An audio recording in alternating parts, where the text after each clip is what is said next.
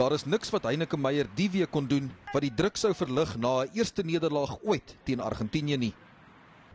Maar Saterdag aand in Buenos Aires kry die bokke op die veld wel so 'n kans. Dit is 'n veranderde bokspan en beserings hou spelers soos Lode Jager, Jean de Villiers en Willie Leroux uit.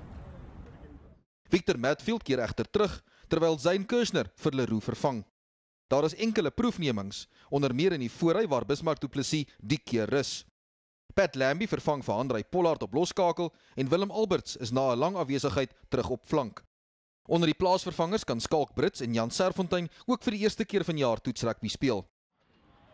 Meyer en sy span vertrek môre na Suid-Amerika, maar moes vandag moeilike vrae probeer beantwoord. Ek weet as baie kritiek is geregverdig. Ek sou dieselfde gedoen as ek 'n ondersteuner was.